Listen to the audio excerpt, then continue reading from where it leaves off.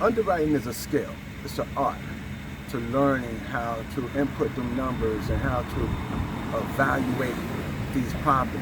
If you would like to learn how to underwrite properties like this or properties like that, then come and join my coaching program. My contact information will be below.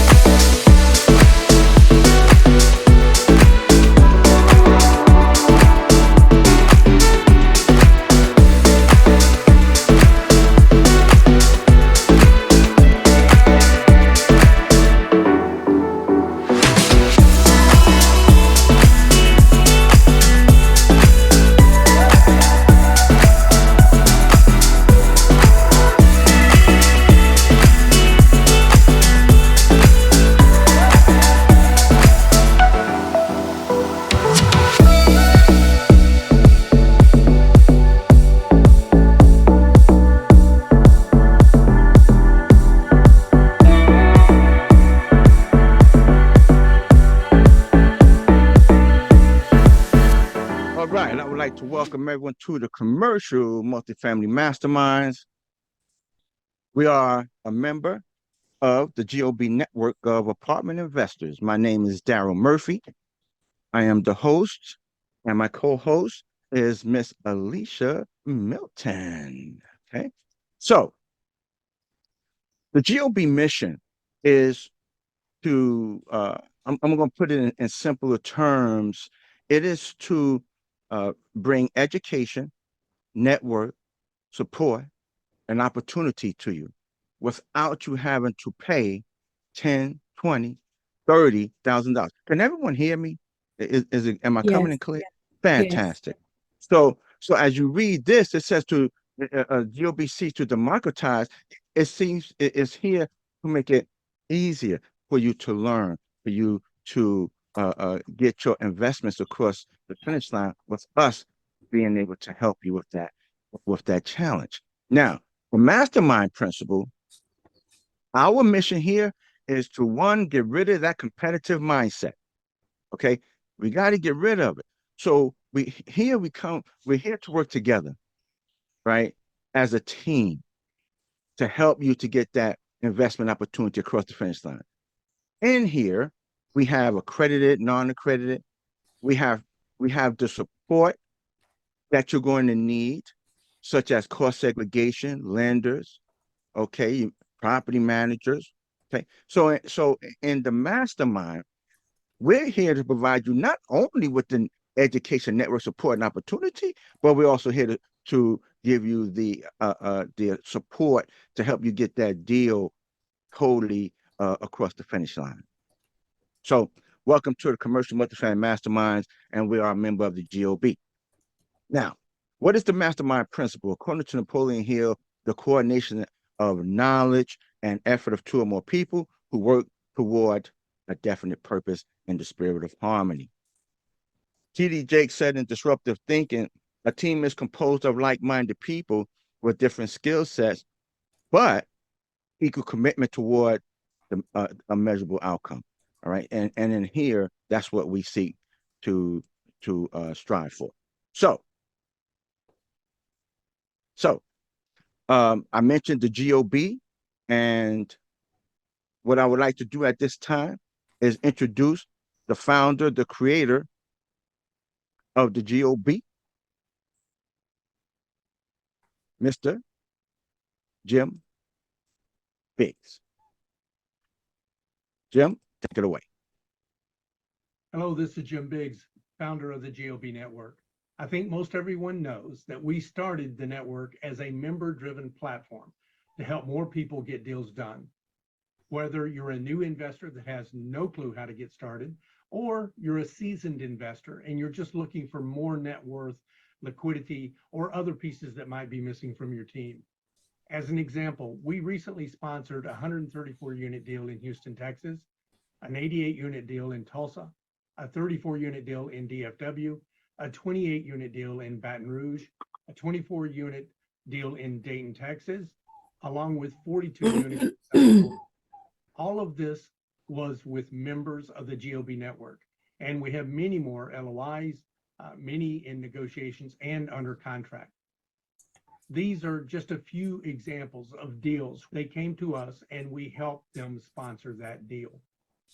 So I just want to use that as an example of what we're trying to do to help everyone that's on the platform. And it's available to anyone.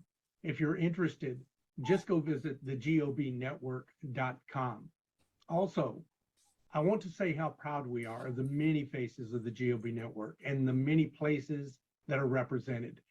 Thank you for being part of that by being here today.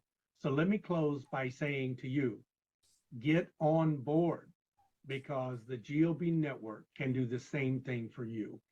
Oh, and one more thing. Let me say we are especially proud of Daryl Murphy and his mastermind group, and to have them as part of the GOB network. Daryl is one of the founding members and sits on the board of advisors for the GOB network. Thank you very much to my friend, Daryl Murphy.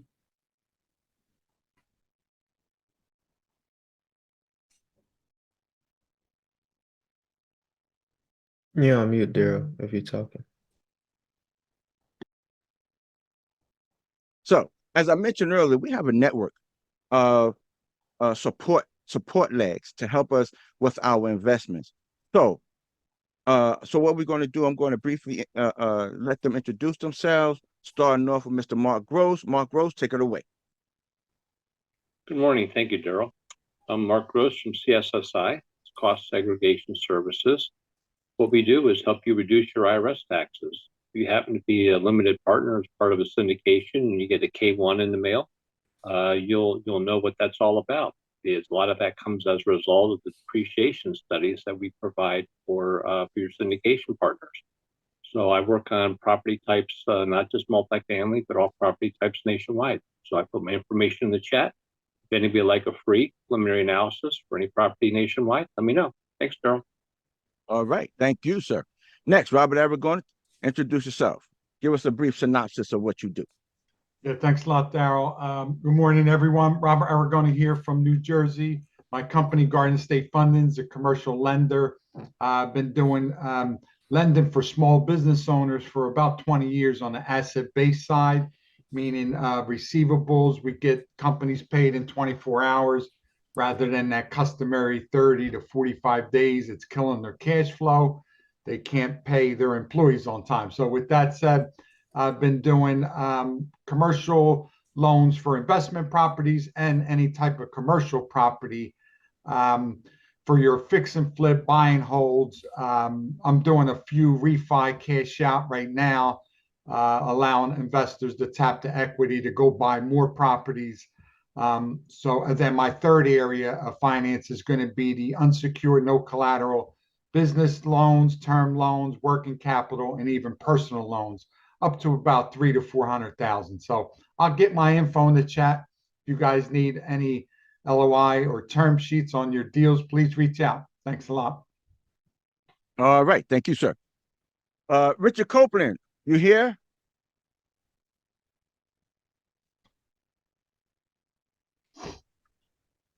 I am here. All right. All right. Newly added member to our support team, Mr. Richard Copeland. Richard, please introduce yourself, tell everybody what you do and how you can help us. All right. Thank you for that, Daryl. My name is Richard Copeland. I'm with RIL Copeland. We are commercial mortgage brokers and financiers. We finance commercial and multifamily real estate nationwide, whether it be construction, bridge, or permanent financing from that standpoint. We're also KW commercial agents in the state of Texas. So if we could be of any assistance to anybody, if you have any questions or anything like that, or you're looking for financing, please give us a call and I'll drop my information in the chat as well. All right. Thank you very much, sir. Thank you. Thank you. So so commercial multifamily masterminds, we are, we have pages and stuff like that. So let me just briefly go over where you can find us. So we're here, Commercial Multifamily Masterminds. We're on Facebook. Please come on over and join us where we post news information, especially about, now they're saying no Fed rate cuts until 2025. Holy smoke. Oh, wait a minute. I didn't mean to do that one. Right. So, oops, I need to go back. That's my music, everyone. But anyway, that's what that is. And then the GOB network, they have their page. Come on over and join the GOB network page where we post information. See, again, the Fed rate cut not to 2025. And then Jim also posts stuff on the board that starts a communication. Okay, that's what it is. Starts a communication. All right. Then, if you'd like to connect with me on LinkedIn, please come on over and do so. All right, come on over, connect with me on LinkedIn, shoot me a little message saying how we met. Okay, and so forth. Now, and if you'd like to be a GOB member, to the page gobnetwork.com. And you could, if you want to be a sponsor, click here. If you want to be a member, click over here. Okay. And then let me tell you about this. Commercial Multifamily Mastermind. Yep, we're on YouTube. So if there's ever a meeting that you can't make, right? Please come on over, subscribe to Commercial Multifamily Masterminds. So, and when we release the video, it will you'll be notified. This way you'll always stay up to date. Okay. So please come on over here. Help me get to 1,000 subscribers. All right. Help me get to 1,000 subscribers. I would really appreciate it. All right. So today we have a guest, and everyone knows what the Commercial Multifamily Mastermind is about. We are about underwriting. That's what we focus on because it's very important. And today's guest, he's a distinguished real estate professional and Georgia Tech trained engineer. Since entering the real estate industry in 2017, Sitta, and I hope I pronounced his name correctly. If not, please correct me. Sitta has made significant strides, initially starting with residential wholesaling before moving into large multifamily acquisitions. He now serves as a general partner in over 200 apartment units valued at more than $23 million and has a profound expertise in the affordable housing market, particularly noted for his skill in structuring deals with complex financing layers. In addition to his investment activities, Sitta leads Main Street Partners, providing strategic asset management and acquisition support, and is a pivotal figure at RIL Apartments Group focused on affordable housing. His robust analytical background, honed during his tenure as a research and development engineer at a Fortune 100 company, has greatly contributed to his ability to analyze over 6,700 apartment units valued at approximately $700 million in 2023 alone. A native of Atlanta, Sitta also serves on the board of Georgia Tech Black Alumni Organization, evidencing his ongoing commitment to community and professional excellence. Let's all welcome Sitta to the Commercial Multifamily Masterminds. Welcome, brother. How you doing? I'm doing good. You made me sound really, really good right there. I appreciate it. Well, that's good. Fantastic, fantastic. But listen, I only read just a little bit of your bio. Mhm. Take a few minutes and fill in the gaps of where I may have left off. Yeah, for sure. So that was, pretty much it. I am from Atlanta, born and raised, born to Sierra Leonean parents. So both my parents from Sierra Leone. And went on to do engineering. So my background's a little different of like why I got into real estate, which is why I got into commercial very early.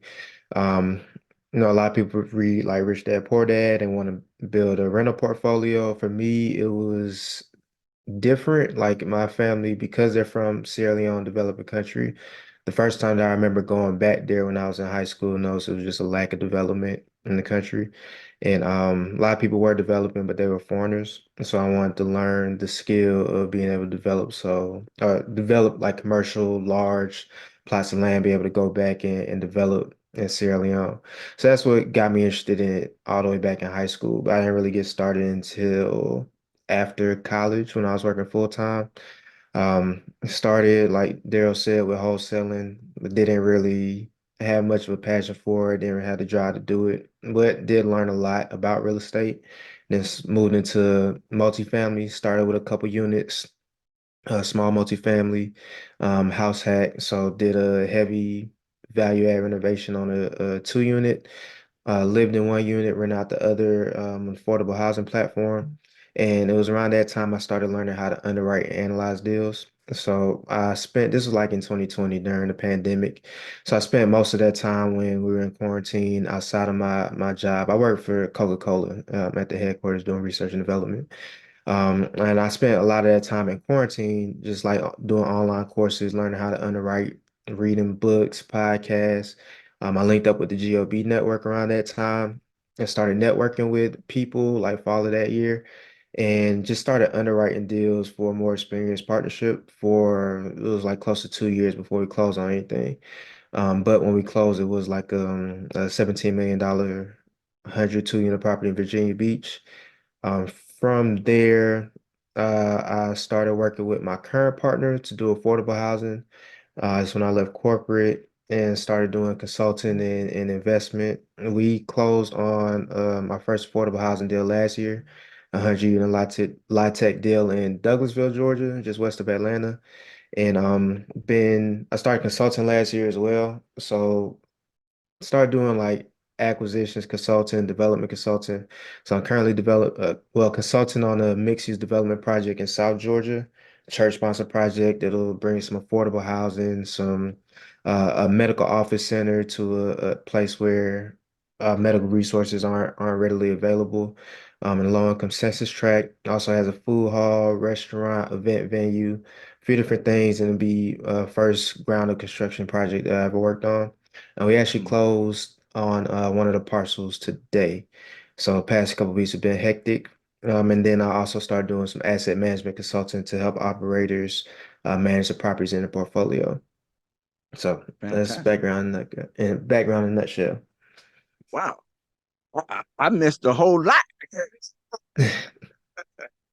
But you worked on some mixed use. So Yes, sir. that's fantastic. But so um do you see a difference like when you're underwriting mixed use, versus just commercial multifamily? What's the difference between the two that when it comes to the underwriting? I would say like all the different components of the underwriting are gonna be slightly different. Like I would say they focus more on square footage on the front end. And I think part of it is the difference because this is like a ground up project as opposed to acquisition, which has its own nuances. So like we're having to underwrite hard costs and soft costs and architecture and engineering permits and all these different things that in acquisition we just don't really deal with that. But yeah, definitely square footage is a lot more in play as opposed to like a 2 bed rent here, might be slightly bigger, but you might be able to have a comparison of like, 2 bed to 2 beds for other 2 beds in the market. But there's a lot more based on square footage, especially if you're doing like an office space or if you're having a restaurant, that whatever vendor or business owners go in that space is going to be very concerned about the square footage and how many people they can fit in, what equipment they can fit in. So I'll say that's definitely one of the big changes. Okay. Okay, great, great, great. So what would, from your opinion, what are some of the fundamental principles when it comes to underwriting commercial multifamily? What would you say are the fundamental principles? Fundamental principles, I would say it's best to break it down into like the different components. That's like for me, it's all about process. There's that engineering mind. So I look at what are all of your different inputs and then Hmm. categorizing those. So like I have an entire process where we have a phase one, phase two, phase three, where our phase three is assumption confirmation, and that's when we're going to do an LOI. But I have all the different inputs broken down into different categories. So like anything dealing with the transaction, like what's in your exit cap rate assumptions, what are your closing cost assumptions, everything dealing with revenue, like your rent growth and your other income, then everything dealing with the different expenses and I say that to say like you got to have a very process oriented approach and then break it down because underwriting can be very overwhelming just because of all the different information that you got to pull together. So you need to very much have a system that allows you to pinpoint what groups of information you need to get and be able to get that effectively. And it's going to be different for each phase because you can't spend too much time on the front end on a deal that's not going to pencil for you. So you got to be able to have a phased approach and bring in all of the different information based on the phase of, what's important, how in depth you want to look into things. Got you. Got you. What are some of the systems? Because you said you had the systems. What are some of the systems or softwares that you may happen to use for your underwriting? Yeah. So first thing we do is we're going to screen every deal. So before we actually even put anything into the model, we want to first look at, what's the income in the area, what's the crime in the area, Google the apartment complex and see what kind of crime history, because you may miss things on the crime map and then Google and find out there's been like 4 shootings in the past 3 years at that property. We've done that multiple times and it's saved us from actually getting into the numbers. Then once we go from screening, we go into phase one. And phase one, for each different category, each different component, there's a quick kind of back of the napkin way we can look at things. We can kind of we'll use like CoStar to get an understanding of rents in the area in phase one before we actually do our full market rent analysis. For expenses, we have like I have an entire system of all right, here's what the T12 expenses were. Here's kind of the range that we look. And if something is like very low or very high, then we want to earmark that expense because that's something that we need to reach out to the broker for. Because a lot of times every deal is like a story, and you want to understand what questions you need to ask and follow up on. You want to eliminate deals as quickly as possible. So if you may need to eliminate a deal because there's something there's in their expenses or something that's in their T12 or their history that really makes it a bad deal for your business plan. You want to be able to eliminate that and then figure out what the pain points of the deal are very quickly in phase one before you spend too much time into it. Um, I would say that's kind of the process. You go screening, then phase one, figure out what your where the best use of your time is. And then you might eliminate the deal by phase two. And then if it goes all the way to phase three, now that's almost like pre due diligence. So like we're get every single component of the spreadsheet is verified by a third party. Our property management is going to look at every single expense number. They can look at our projected rents. We need insurance brokers, multiple quotes on insurance. We have a tax consultant that's going to look at our tax estimates and make sure that we're on par there. We want to get actual well, not hard quotes, but solid quotes from lenders, and then we underwrite a cushion to it because things may fluctuate during due diligence before we actually close. So Oh, that's essentially the whole process. right. When you had mentioned about the ranges for the Yeah. expenses, um, how did you build that range? Oh man, there's years of looking at deals, speaking to our property managers too, Mm, because we may underwrite or own a property in the market, but they manage like 10,000 units in the market or something like that. So they have a good idea of what the range is. But if you look at enough deals, like you mentioned the number, we looked at a lot of deals last year. And just from looking at so many deals, and then a lot of those you end up vetting with your property manager, with your insurance broker, you get a really good feel for the numbers. And it's not going to be perfect. It's never going to be perfect, but it's just enough of a rule of thumb to get you to that next step, and then you'll verify everything at the end before you submit the LOI. Gotcha. Gotcha. So I like what you said. Uh, what are some of the most, I'm gonna say, what are some of the most critical metrics that you look at when you're doing your underwriting? Yeah, so the most critical. I mean, of course, the end goal is your return metrics, but we look at a few other things. Like I like to look at, of course, cap rate. What are we buying at compared to the market? We want to make sure our exit cap is conservative. I like to look at yield on cost too for value add deals. So yield on cost, it may not be as popular of a metric, but we like to look at that. Then I also like to look at the transition. So sometimes you underwrite a deal that has some upside, but Mhm. you want to be conservative in how you underwrite that upside. So I built into our model ways that shows the transition. So it'll show like what does our T3 net revenue look like?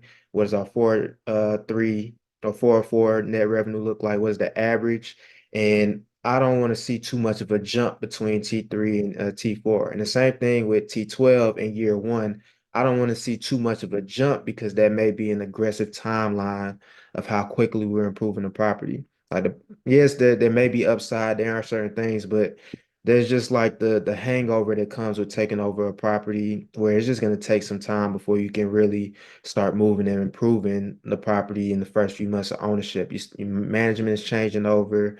You got some tenants that you inherited. There may be some issues, deferred maintenance, so you might have a backlog of work orders. So I don't want to be too aggressive in that transition. Okay, fantastic. And I do the same thing. I do look at my T12 versus that year one. And if there's a big spread there, I immediately adjust my year one to get closer to that T12 because I know there's not a lot of that is not going to come to pass. So you had mentioned a word, you mentioned a phrase. You said yield on cost, right? Can you explain to a lot of I'm gonna say new investors that are here, yield on cost, because they may not know what is this yield on cost thing. Yeah, so yield on cost is like a property stabilized NOI over its total purchase price. So that's going to take into account, well, not total purchase price, total cost. So one is going to be like stabilized. So once you actually improve the property, you get rents up. If you need to do any type of expense reduction, you get your stabilized NOI, and then you divide that by your total cost. So that's not just purchase price, that's including closing costs, that's including your CapEx, any renovations, everything associated with you acquiring and fixing up this property. And what that does is it just tells you like, all right, here's where we're going. Here's the stabilized value, and here's our all-in price. Whereas like cap rate won't take into account any improvements. Sometimes people look at cap rate, but if you're spending a huge amount of money fixing up the property, then the juice might not be worth the squeeze because you're spending a whole bunch of money to fix up a property, but your NOI is only going to be so much. So that's why it's good to have yield on cost, especially for value add deals, because that's really going to paint a more comprehensive picture of what you're really paying and what you're getting on the back end. Cool. All right. I know some underwriting tools don't have a yield on cost on it. So uh, now a lot if they don't know about it, know about it now, and maybe this is a question that they could start digging into themselves. So you had mentioned about the T12 and the Mhm. year one. Okay. So when you see that there's a wide spread between that T12 and year one, how do you normally adjust that year one to make it to bring it maybe a little closer to that T12? Yeah. Well, the first thing is we like to call out the spread, but it may not, we don't, it doesn't necessarily mean that it's incorrect. Like I know with affordable housing, we look at certain deals. You ever heard like of HAP contract deals? Yeah. So like yeah, yeah. So like a HAP contract deal, you may have the government is paying the entire rent or like a overall majority of the rent on a particular property. And they do it based on a rent schedule. So they'll say all the rents at one beds are going to be this value, two beds this value, three beds, so on and so forth. Now, we've had a situation where we looked at a deal and we actually were awarded the deal, but ended up backing out. It was a 264 unit. It was a pretty big deal, about an hour outside of Atlanta. But they had a major HAP contract that was renewing at a significantly higher rent increase. And it was effective January. So we had this document that said the revenue on this property is about to go up immediately, like $1 million. Like it would, and because of that, we saw a huge jump from what it was at the time to what it would currently be. And in that case, it made absolute sense. So we could point Mhm. to here's why this jump is occurring. Now, in most cases, when that's not going to happen, that's not something that we would just allow. We would try and figure out what's causing that. A lot Yeah. of underwriting is troubleshooting. So the first thing I look at is if I see it and I have it to like this back from engineering when I did Lean Six Sigma, green belt training, all that, is like make air is visible is called a Pokeyoki device that's used in manufacturing and like if you heard it, I've never read a lot about like process improvement, like the Toyota production system. Like I've read a lot of that and incorporate a lot of that into my processes. But like whenever the transition is over a certain percentage, then it highlights the cell red and it becomes very obvious for me. And then I just look into that cell. I look into the values that's being referenced and I go digging and I gotta like I'm a stickler for that. I gotta look through every single piece of the model and pinpoint exactly what is causing a discrepancy. And then I can say, okay, well, this is high because our vacancy projection is lower, or we're projecting a lower loss to lease than the T12 or whatever it is. And I go and see what's causing that. And then if there's something in there that I think we're being too aggressive on, I make the adjustments at the root cause. And but it's really you got to walk through the model. Like I've spent so many years and Yeah. got very good at just walking through and tracing the model and everything. I look at Excel as like a computer program, and every cell is like a variable that has a formula in it. So because I learned coding and stuff in school, I've been able to, just get very good at understanding the formulas and being able to pinpoint the root causes and stuff. Oh. Um, I wanted to. Are you starting to see? I just want to go back and somewhat to like the beginning, but I heard you say I closed on this deal just not that long ago. Are you starting to see any changes in the market? No, let me rephrase that. Are you seeing changes in the market that is causing you to underwrite your deals differently than what you would have done if the market wasn't in an unstable situation like it is now? Yeah, I would say, and actually, I think we're starting to change back a little bit. Um, like we were underwriting pretty much no rent growth, like most of last year, at least for like year one, year two, depending on because we look at a few different markets. We were underwriting like no rent growth or very minor rent growth. But now we're starting to underwrite kind of more standard rent growth again. And that's for a couple reasons. We think in the long term, like in the next couple of years, um, we'll start seeing rent growth again. Like it'll start picking back up. And that's Right, because just economic supply and demand principles. Rent growth was flat or negative. And I'm in Atlanta, so like a lot of what we look at is in Atlanta. right. So we're seeing like some negative or flat rent growth. Um, But a lot of that was because of the amount of supply that came online. We hit record numbers of supply coming online in 2022 and 2023, whereas now like that pace has slowed down drastically. But the population, especially in markets like Atlanta, is growing and is not slowing down.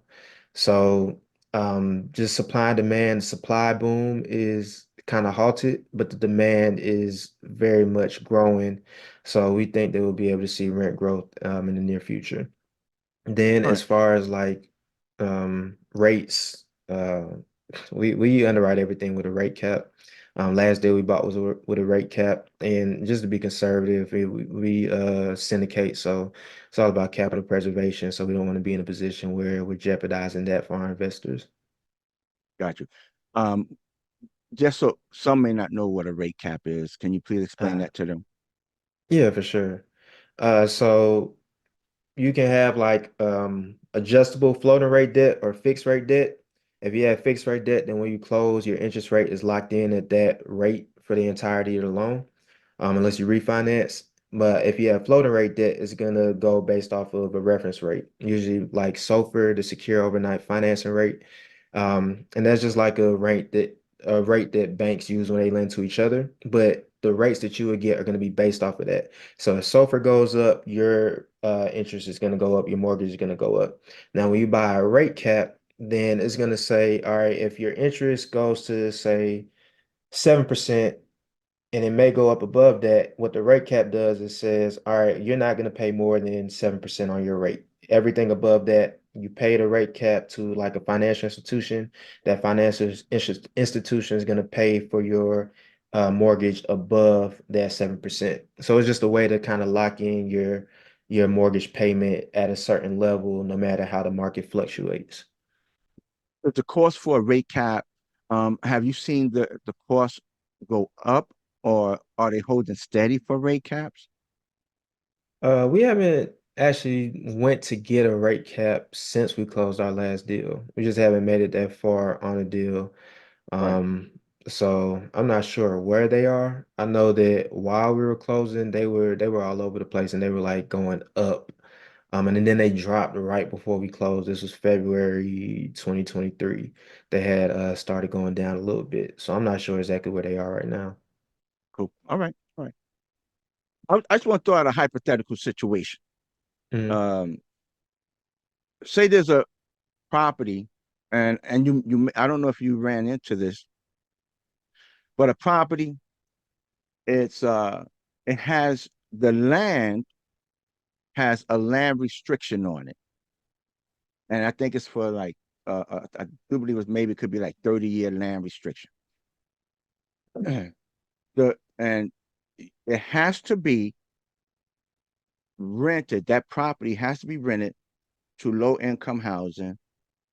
I think whatever the percentage of the median household income, but it doesn't have to be 100. The building is not 100%, but a certain percentage of that property must be rented to low income people.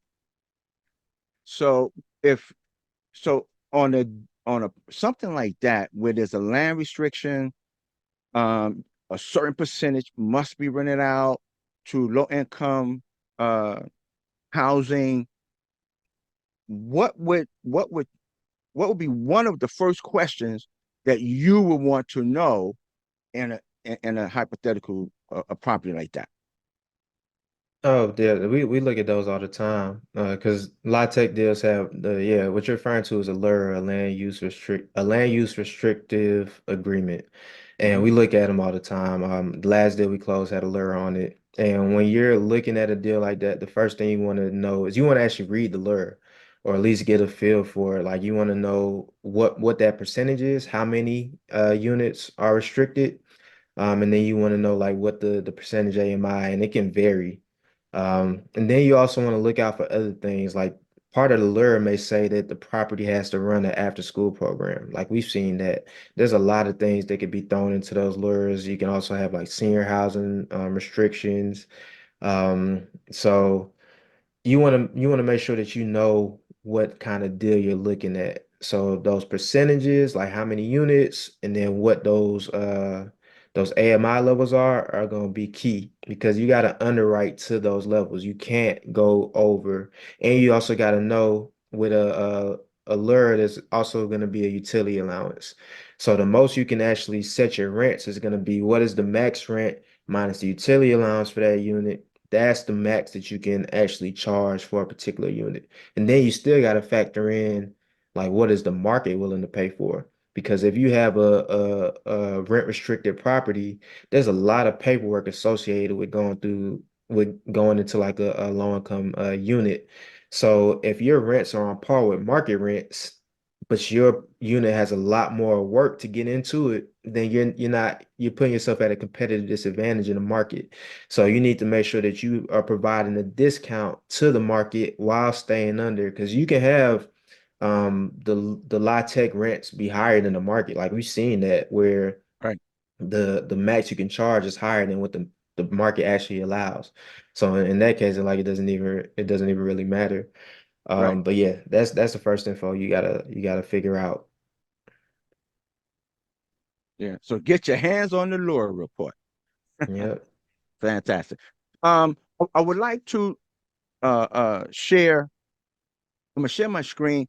What it is, I have a sample of a T12. I got a sample of a rent roll, and I just would like to help the investor to get a better understanding, especially if there are new investors here, of a rent roll, of a T12, and stuff like that. So I just want to share the first one, and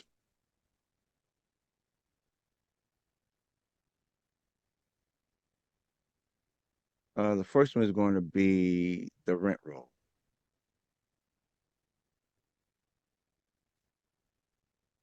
All right. Can everybody see the rent roll? Yep. You see it? Okay.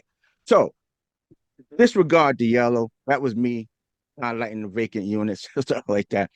But when you're looking at a rent roll, what is it that you're wanting to see? What is it that you're looking for? Um, hmm.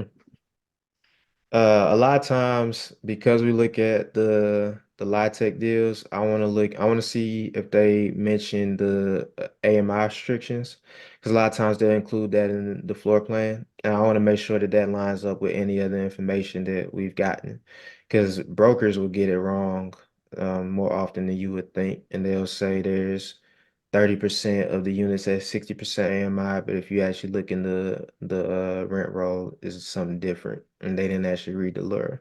So one, verifying that information. Two, looking for getting the feel for like what the occupancy is, and then also looking at the rents, especially when you're in affordable housing. You want to see if or how many of the units are subsidized. We'll look at they'll overlay like LIHTC deals and then Section 8 too. So you might have a LIHTC property where it's rent restricted and then still have like 30% of the units beyond like Section 8. So you want to look at that as well and see how much of the tenants actually paying on their own versus how much of it is subsidized. And then the way our model works, it does like a automatic lease audit, so it can say how many units are going to be the lease is going to be up in the next 30 days, 60 days, 90 days, and it just gives you a kind of idea of what that turnover is going to be like, depending on when you close. Um, let me see. I would say that's the first thing. Other than that, because I live in Atlanta, I'll be looking for names of people I know, just see if I recognize anybody. Like I didn't know she stayed over here. Uh, but yeah, that's not part of the underwriting process. That's just me being nosy. Daryl, you're on mute. We didn't hear nothing you said. I know, right? I know. But what I was saying was, if you do find a name, you don't tell them that you owning that building, right? You just let it go. I just curiosity. I ain't found one yet that I knew, but it's coming. I didn't look at some spots. I'm in Decatur. I grew up on the east side of Atlanta. So Okay. like I done looked at some spots like around the corner. I'm like I gotta know somebody at one of these apartments. Got to, but it ain't happened yet. Oh man, it's going to happen. I believe it's going to happen. So now on in reference to the T12, again, this is just a sample T12. But what Mhm. are when you're looking at that T12, what are you looking for? Yeah, so we have a full SOP on T12s and really the whole underwriting process. But for T12s, first thing we do is we categorize every line item, and we have this very specific way of how we categorize things.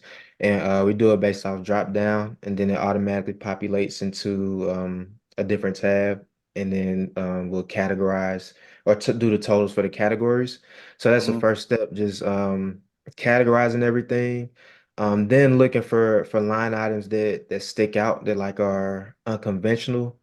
Because if there's certain things that aren't usual, we may be able to exclude that or ask the broker if it's something that we may not have to pay. Because I done seen like very high telephone bills that the office was paying that we could have potentially been able to remove if we took over.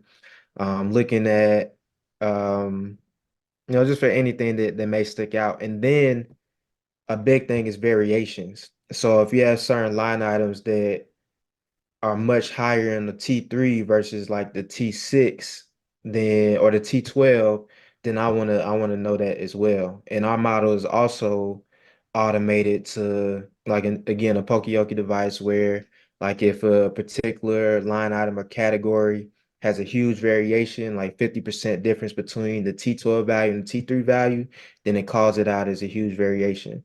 And that's very important because you may see certain line items where it looks like it's a regular value, but all of that value is like all of that expense was in the last 3 months, or the bulk of Right. it was in the last 3 months. So now it's like you may need to project a higher amount moving forward for that because there it seems to be an increase in expense.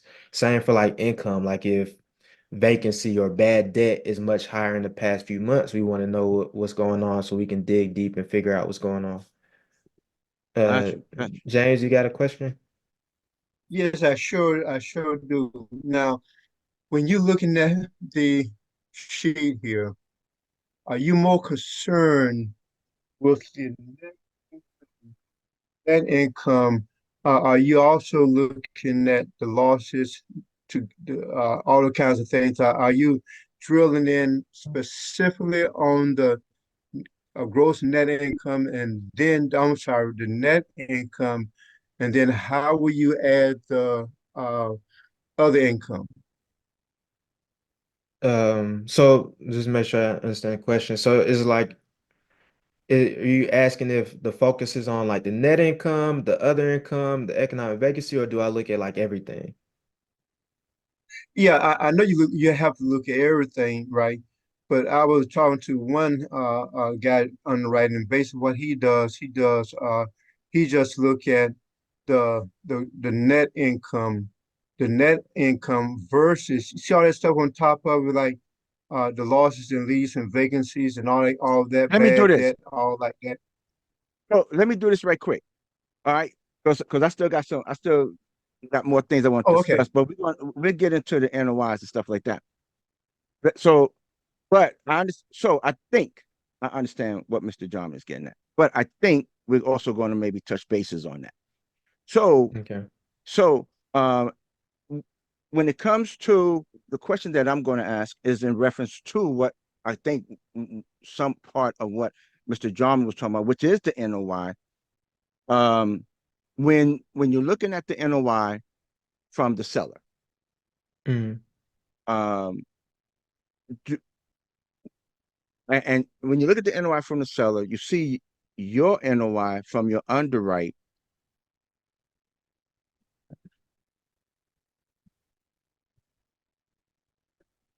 I got it, man. My question is getting tangled up now. What the NOI when you compare the seller's NOI to your NOI, are you looking for? Are you looking to say, okay, why is my NOI? Why is his NOI higher? Because so many sellers, right? So many sellers, Right. they want so much for their prime, way more than than what they know it's worth. But when I look at the NOI, the one thing I do, I say, okay, let me take the NOI and I want to divide that by the market cap. I want to see what is the valuation? What is the valuation according to the market? But I also want to see what is the valuation, what is it that he's talking about when he says, I want $50 million and I take the NOI divided by the market cap and it's only coming in at 40 million. And then my underwrite is coming in at probably 30 million. When you see something like that, do you ask yourself, what's the story behind this NOI and this seller? Yeah, for sure. Definitely want to know story. Like I think it's important to look at how they're reaching their numbers. Even if there is a discrepancy, you want to know what that discrepancy is. Because a lot of times, if we're looking at like a broker deal, then they'll usually include like their financial analysis in there. And I look at it as a reference just to see what they're, how they're getting their numbers, what are they projecting for their expenses, what are they projecting for revenue. And a lot of times it's going to be more aggressive than what we feel is achievable or what we feel comfortable with. So, that happens all the time where, they're super aggressive. Of course, they're trying to get the highest price. So they're going to be more aggressive. They're not going to be as conservative with their assumptions. And, just us as the buyer have to make sure that we protect us and our investors. So a lot of times there's just going to be a discrepancy. But sometimes you may look at it and then it just leads to the conversation. Because if the broker's making an assumption on taxes or they're making an assumption on utilities, you want to know why they're making that assumption. So a lot of times if I see a number that's way off, I'll just ask about, why they think that they can uh estimate expenses so low or estimate such a high revenue projection. And then they tell you, and then it's just like take it or leave it. Either we agree with what they say and we make adjustments to our underwriting. That doesn't happen too often. More than likely, we just kind of have to take what they say at face value and just assume that, they're being more aggressive than we're comfortable with. Got you. When a lot of, I'm not gonna say a lot, but some sellers or maybe brokers, when you look at the expense, repair and maintenance, it may be a particular, a large amount. Like on this repair and maintenance, it's pretty much stable. But let's say in one of the months you saw um a $10,000 or a $20,000 higher expense for that particular month. Um, would you send a message over to the broker, or if you're dealing directly with the seller like saying, yo, is this a capex? Like what happened here that it's $10,000 higher? Yeah, definitely want to ask. And it could be a number of things. Because like just knowing from us owning apartments, stuff happens. You might have like pipes burst in the building, there's a lot of flood, and it just causes a lot of damage in one particular month. And stuff like that is good to know because then you can account for it in your underwriting because you wouldn't assume that something like that would happen um all the time. It might have been like a once in a past few years, or there was like a huge snowstorm. I know in Atlanta, 2022, there was like huge snowstorm. It got colder than it had been in a long time, and a lot of pipes burst around the city. So you definitely want to do your investigation. All of underwriting is just like it's just your early stage due diligence. So it's just like you're doing an investigation and digging into the financials and the property itself to make sure you know what you're getting into. Cool. Let me just ask just one or two more questions because I want to get into the lending section. Um, uh, uh, I think bridge in today's economy is not getting a good rap, especially with the way the rates are floating and everything. Are you in any of your deals? Are you using bridge? Yeah, last deal. Actually, both deals. I closed last year and the year before. We're using bridge, and on both we have rate caps. Okay. Now on your exit, do you on your exit on your projection, do you uh, uh, project for a higher, yeah, I'm going to say a higher cap on exit or a higher, um, or maybe a equal to interest rate when you refinancing out of that bridge. Are you asking about like the exit cap rate or like Yeah, the exit cap and the exit on that loan. Because okay, I know, and then the yeah, cap rate on the refi? yeah. Yeah. We definitely assume cap rate expansion in both cases. The with the deal in Douglasville, the one we closed last year, that one, our exit is a little different because we're re-syndicating to get more tax credits. So we'll have a tax credit takeout of the bridge debt. So it's like Gotcha. a nuance of kind of like a refinance, but we'll refinance with tax credits. Oh, okay, okay. Mr. Jarman,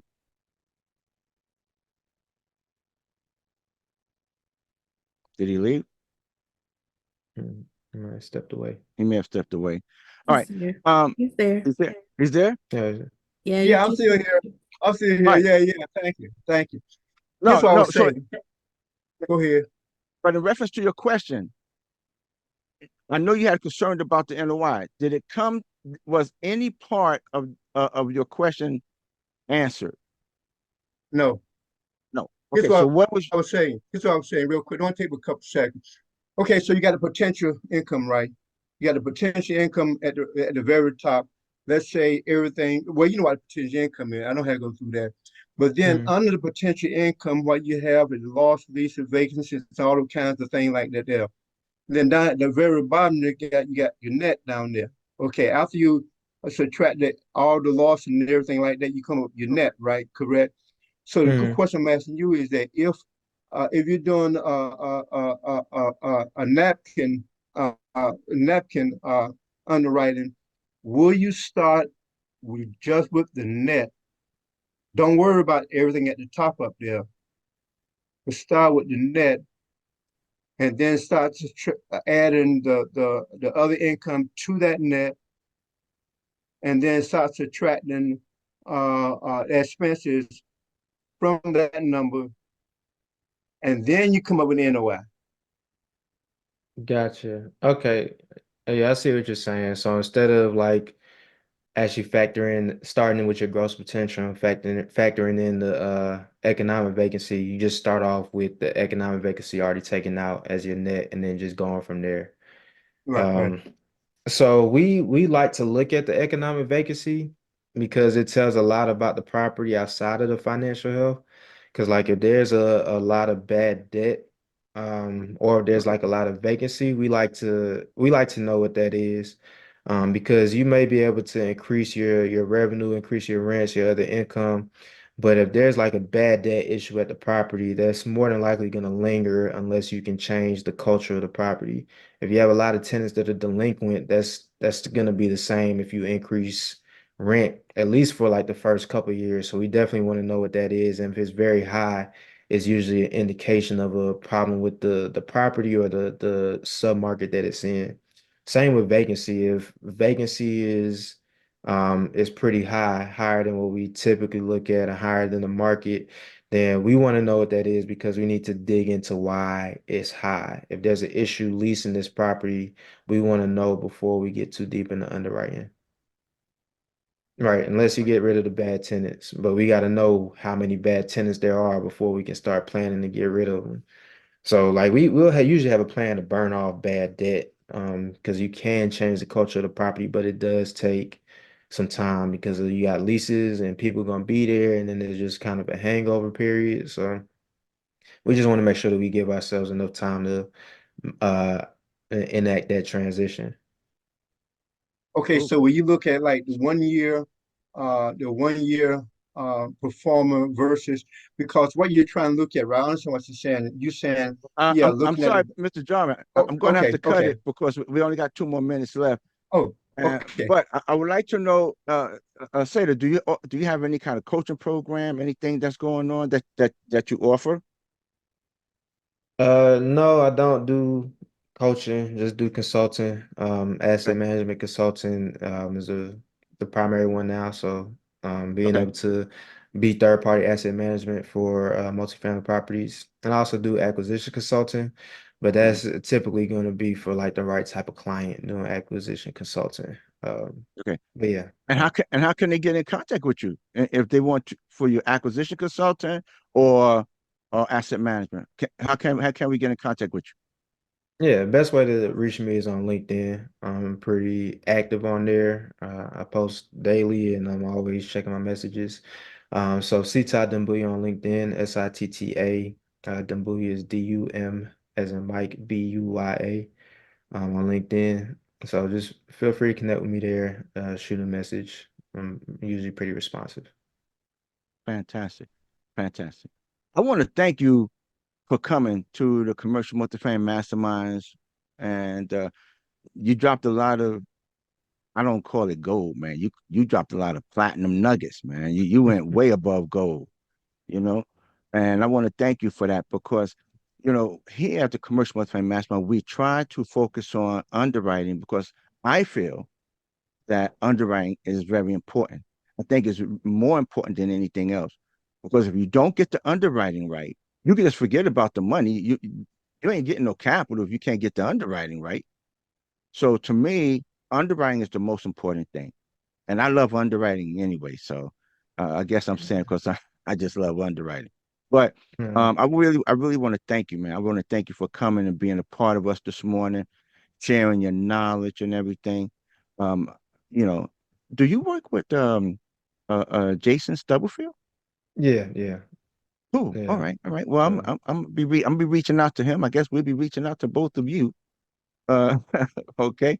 So, but listen, yeah. thank you very much for coming. I appreciate it. And if you can stick around, please do. If you have to go, I understand. But I always stick around. I can't stick. I usually stick around for 30 minutes, but I can't stick around for 30 minutes this time. Everybody, I'm going to stick around for about another 15 minutes so that you can get to know me and I can get to know you because we're going to be working together on some deals, right? So, so I want to thank Sita for coming. I want to thank all of you for coming. Again, if you don't have to leave, don't leave. But I'm gonna stick around for about another 15, 20 minutes. So that way we get to know each other. But I am going to cut the recording off.